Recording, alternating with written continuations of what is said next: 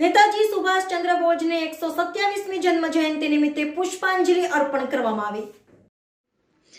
વડોદરા મહાનગરપાલિકા દ્વારા આજ રોજ વડોદરા વડીવાડી સારાભાઈ રોડ પાસે આવેલ નેતાજી સુભાષચંદ્ર બોઝની જન્મ જયંતિ નિમિત્તે તેઓની પ્રતિમાને આજ રોજ વડોદરાના મેયર પિંકીબેન સોનીના વરદ હસ્તે પુષ્પાંજલિ અર્પણ કરવામાં આવી, જેમાં દંડક શાસક પક્ષના મનોજ પટેલ, વોર્ડ નંબર 11ના કાઉન્સિલર સંગીતાબેન ચોકસી, વડોદરા કોંગ્રેસના પ્રમુખ ઋત્વિક જોશી, કોંગ્રેસના વિપક્ષી નેતા અમીબેન રાવત, કાઉન્સિલર ચંદ્રકાંત ભથ્થુ તમામ લોકોએ પુષ્પાંજલિ અર્પણ કરી વડોદરાના પૂર્વ સ્થાયી સમિતિના chairman doctor Hitendra Patel. Reporter Rahul Rajput साथे YNN न्यूज़ वडोदरा।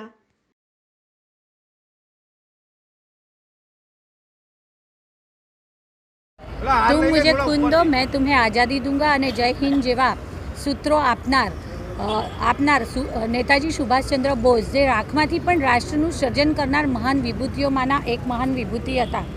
તેમનો જન્મ બંગાળના કટકમાં 1897માં થયો હતો। બાળપણથી જ ખૂબ તેજસ્વી અને કુશાગ્ર બુદ્ધિ એવા નેતાજી સુભાષચંદ્ર બોઝ આઝાદ હિન્દ ફૌજ દ્વારા ભારતની પ્રજામાં દેશ માટે અને દેશની આઝાદી માટે તત્પર થવા માટેના ગુણો વિકસાવવામાં સફળ રહ્યા હતા। આઝાદીની લડત લડતા જ નાયહોકુ પાસેના એક વિસ્તારમાં એમનું વિમાન તૂટી પડતા તેઓ શહીદીને વહોર્યા હતા। આમ આઝાદી માટે લડત લડતા શહીદીને વહોરનાર પ્રથમ ભારતીય સ્વાતંત્ર્ય સેનાની હતા।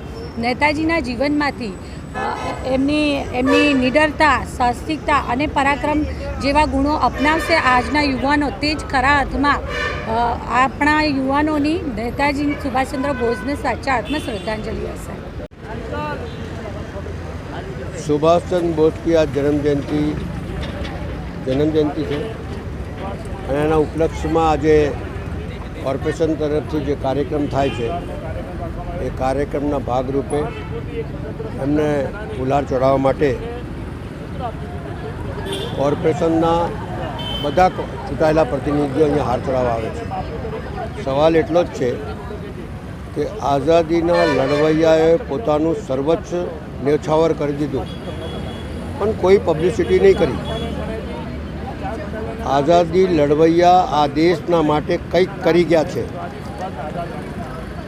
આ જ પહેલો વ્યક્તિ છે જેને આઝાદીની લડાઈમાં લોકોને ક્રાંતિકારી લડાઈ તરફ વાળ્યા હતા અને કીધેલું કે આગ્રાની અંદર કીધેલું કે તુમ મુझे खून दो मैं तुम्हें आज़ादी दूंगा।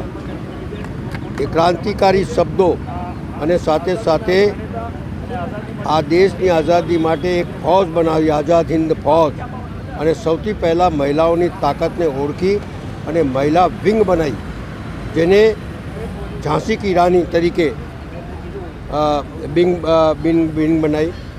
એટલે મને લાગ્યું કે આઝાદીની લડાઈમાં બહેનો પણ જોઈએ, માણસો પણ જોઈએ, અને એ લડાઈ લડવા માટે વિદેશ ગયા, ત્યાંથી લડાઈ શરૂ કરી। પણ સવાલ એટલો જ છે કે એક ક્રાંતિકારી લડાઈ તરફ વળ્યા, કારણ કે કોંગ્રેસના પ્રમુખ હોવા છતાં પણ વિચારોના મતભેદ હોવાથી બહાર નીકળી ગયા, પણ લડાઈ સામે ક્રાંતિકારી લડાઈ લડવા માટે જે લોકોને ઉત્સાહી કર્યા એમાં સૌથી પહેલું નામ જો કોઈનું આવતું હોય તો સુભાષચંદ્ર બોઝનું આવે છે। એમને નમન કરીએ છીએ। આવા વ્યક્તિત્વથી આપણે આ દેશમાં કઈ લડાઈ લડવી છે, કોના માટે લડવી છે, શાના માટે લડવી છે, એ પ્રેરિત થઈને હંમેશા લડાઈ લડવા માટે તૈયાર રહેવું જોઈએ અન્યાય સામે। અને આ લડાઈ અન્યાય સામે જ લડી છે, એ બહુ મહત્વની હતી છે। આજના દિવસે એમને યાદ કરતા એમને નમન કરું છું। જય હિન્દ, જય ભારત।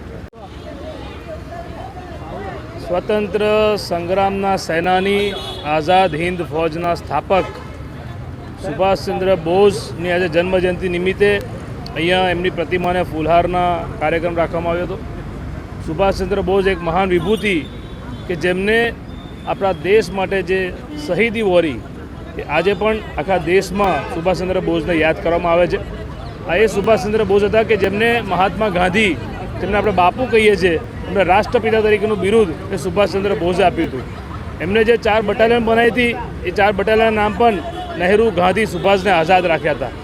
અને જેમને સ્લોગન આપ્યું હતું કે તુમ મુझे खून दो मैं तुम्हें आज़ादी दूंगा, એવા સુભાષચંદ્ર બોઝની જન્મજયંતિ નિમિત્તે એમને કોટી કોટી નમન કરીએ છીએ। Subscribe now and press the bell icon. Never miss an update.